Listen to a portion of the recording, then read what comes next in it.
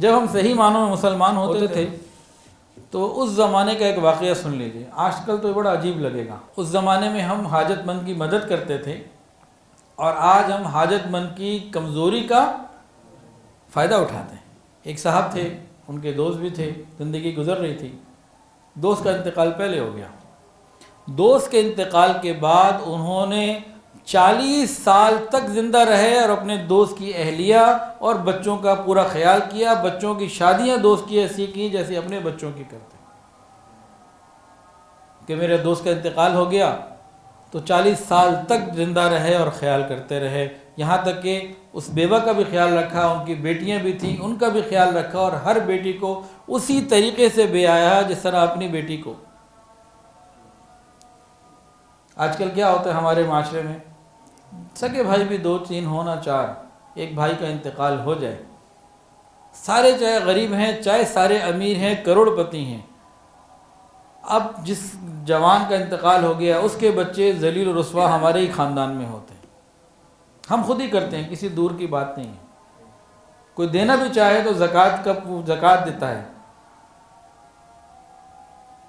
سگا بھائی، ایک باپ کی اولاد، اپنے سگے بھتیجے کو، کیونکہ اس کا بھائی اور اس کا باپ دنیا میں نہ رہا، اس کے ساتھ کیا معاملہ کرتے ہیں؟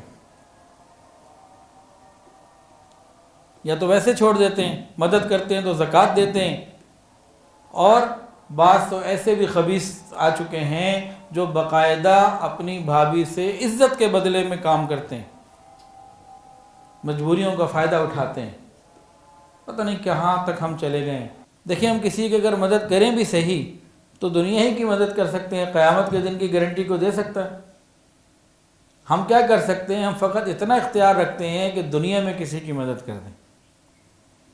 لیکن اللہ رب العزت تو دنیا اور آخرت دونوں کے مالک ہیں. آج ہم دنیا میں کسی کی مدد کریں گے، کل ہماری پریشانی کے وقت اللہ رب العزت ہماری مدد فرمائیں گے. تو اس حدیث میں 4 باتیں ہیں. پہلی بات کیا بتائی تھی؟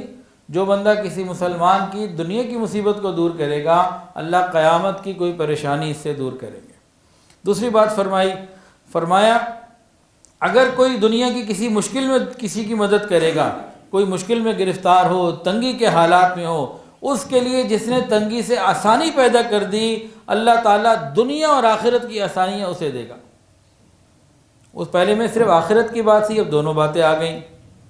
دیکھیں، کبھی کوئی بندہ کسی پریشانی میں پھنس جاتا ہے، اس کو مورل سپورٹ کر دینا، فائنینشل سپورٹ کر دینا، اس کا تھوڑا خیال کر لینا، وہ پریشانی سے نکل جاتا ہے، تسلی مل جاتی ہے.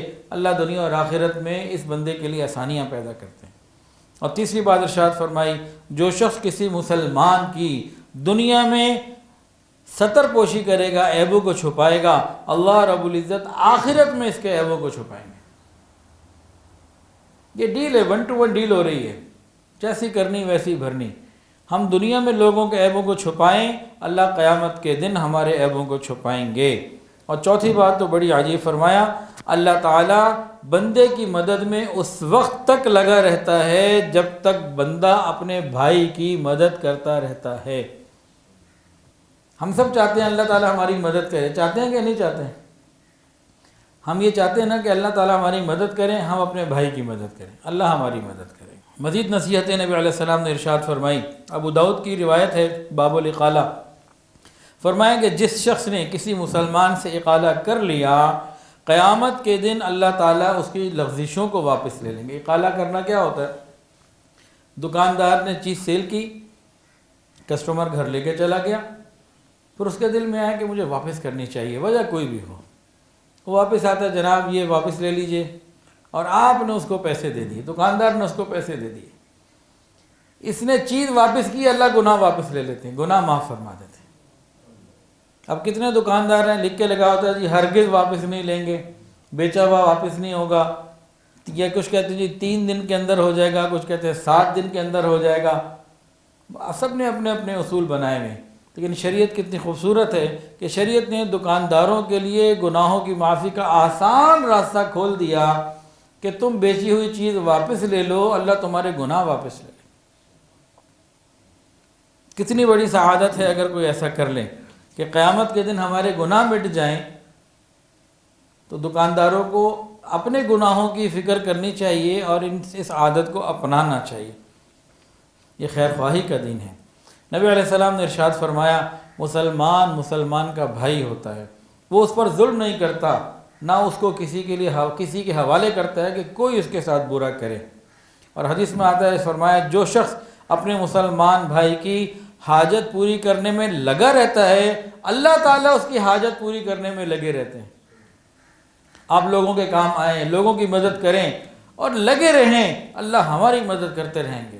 ہم لوگوں کی مدد کریں، اللہ ہماری مدد کریں گے، یہ پکی بات ہے۔ یاد رکھیے، یہ اس زبان سے نکلے ہوئے الفاظ ہیں جن کو کافروں نے بھی صادق الامین کہا۔ رسول اللہ صلی اللہ علیہ وسلم کی مبارک زبان سے نکلا ہوا ہر حرف اللہ کے یہاں قبول ہے۔ اور غور کیجئے گا، ہماری آنکھ کا دیکھا غلط ہو سکتا ہے، جناب رسول اللہ صلی اللہ علیہ وسلم کی مبارک زبان سے نکلا ہوا حرف غلط نہیں ہو سکتا۔ سنیے، دل کے کانوں سے سنیے، فرمایا جو شخص اپنے مسلمان بھائی کی حاجت پوری کرنے میں لگا رہتا ہے، اللہ تعالیٰ اس کی پریشانیاں دور کرنے میں لگے رہتے ہیں، اس کی حاجت پوری کرنے میں لگے رہتے ہیں۔ تو ہم اپنی پریشانیوں کو دور کرنا چاہتے ہیں، ہم اپنے بھائیوں کی پریشانیوں کو دور کریں، پھر دیکھیں اللہ کیسی مدد فرماتا ہے۔ اور سنیے، بخاری شریف میں فرمایا جو کسی مسلمان کی تنگی کو آسان کر دیتا ہے، اللہ رب العزت قیامت کے دن اس کی تنگیوں کو آسان کر دیتے ہیں۔ قیامت کی تنگیاں تھوڑی نہیں ہیں، بہت زیادہ۔ شریعت کا ایک اصول ہے، جزا من جنس العمل، عدلے کا بدلہ، ٹٹ فار ٹیٹ، جیسی کرنی ویسی بھرنی۔ یہ شریعت کا بہت خوبصورت اصول ہے۔ حدیث کے اندر آتا ہے، فرمایا جو رحم کرنے والے بندے ہوتے ہیں، اللہ تعالیٰ اپنے بندوں میں سے ان پر رحم کرتا ہے۔ یعنی جو بندوں پر رحم کرتے ہیں بندے، اللہ ان بندوں پہ بہت رحمت کا معاملہ فرماتے ہیں۔ اب اگر ہم چاہتے ہیں کہ اللہ ہم پر رحم کرے تو ہم لوگوں پر رحم کریں، اپنے بیوی بچوں پر، گھر والوں پر، ملنے والوں پر رحم کریں، لیکن ہم تو وبال جان بنے ہوتے ہیں۔ ہم رحم کا معاملہ کریں، اللہ رحمت کا معاملہ فرمائیں گے۔ اور ایک بات سنیے، حدیث کے اندر آتا ہے، ابو داؤد کی روایت ہے، فرمایا جو لوگ دنیا میں دوسروں کو عذاب دیں گے، تکلیف میں ڈالیں گے، پریشان کریں گے، قیامت کے دن اللہ تعالیٰ ان کو تکلیفوں میں ڈالیں گے۔ اب کتنے لوگ ایسے ہیں جو اپنے بھائیوں کو، پڑوسیوں کو، یا کتنے خاوند ہیں جو بیویوں کو ٹف ٹائم دیے رکھتے ہیں، تو پھر یہ قیامت کی پریشانیاں مول لے رہے ہوتے ہیں۔ کتنی بے وقوفی کا سودا ہے۔ تو بھائی ضرورت کے وقت کے لیے تیاری کیجئے۔ ہماری ضرورت کا وقت کون سا ہوگا؟ قیامت کا دن ہوگا۔ سنیے اس حدیث کو اور دل کے کانوں سے سنیے کہ ہماری ضرورت کا وقت کب ہوگا۔ حضرت عبداللہ ابن مسعود رضی اللہ تعالیٰ عنہ ارشاد فرماتے ہیں، یحشر الناس یوم القیامہ اعریٰ ما کانوا قط، قیامت کے دن تمام انسان ننگے کھڑے کیے جائیں گے، کوئی انارو نہیں، سارے ننگے ہوں گے۔ واجوع ما کانوا قط، سارے کے سارے بھوکے کھڑے کیے جائیں گے۔ وازما ما کانوا قط، سارے کے سارے پیاسے کھڑے کیے جائیں گے۔ وانصب ما کانوا قط، سارے کے سارے دھوپ میں کھڑے کیے جائیں گے۔ وہ کیسا دن ہوگا؟ جسم پہ کوئی لباس نہیں ہوگا، انسان بے لباس ہوگا، پیاسا بھی ہوگا، بھوکا بھی ہوگا، دھوپ میں بھی کھڑا ہوگا۔ کیا یہ ضرورت کا دن نہیں ہے کہ انسان بھوکا بھی ہو، پیاسا بھی ہو، ننگا بھی ہو اور دھوپ میں بھی کھڑا ہو؟ کتنی ضرورت کا دن ہے، کتنی حاجت کا ہمارا دن ہے۔ ہماری کوئی چیز ہمارے پاس نہیں ہوگی، یہ میرے اور آپ کے محبوب اور محسن حضور پاک صلی اللہ علیہ وسلم نے ہمیں بتا دیا، یہ ہماری ضرورت کا دن ہوگا۔ اور آگے نبی علیہ السلام نے فرمایا، سنیے اور یہ بھی دل کے کانوں سے سنیے، فرمایا فمن کسا للہ کساہ اللہ، جس نے دنیا میں کسی کو اللہ کے لیے کپڑے پہنائے ہوں گے، جس نے دنیا میں کسی کو اللہ کے لیے کپڑے پہنائے ہوں گے، کل قیامت کے دن اللہ اسے کپڑے پہنائے گا۔ حدیث سنیے، فرمایا جو شخص دوسروں کی ضرورت میں کام آتا ہوگا، ہم کس کے امتی ہیں؟ حضور پاک صلی اللہ علیہ وسلم کے۔ اب نبی علیہ السلام کا میسج سنیے، فرمایا جو شخص دنیا میں دوسروں کی ضرورت میں کام آتا ہوگا، میں قیامت کے دن جب اس کے اعمال تولے جا رہے ہوں گے میدان کے پاس آ کے کھڑا ہو جاؤں گا، جب اس کا حساب ہو رہا ہوگا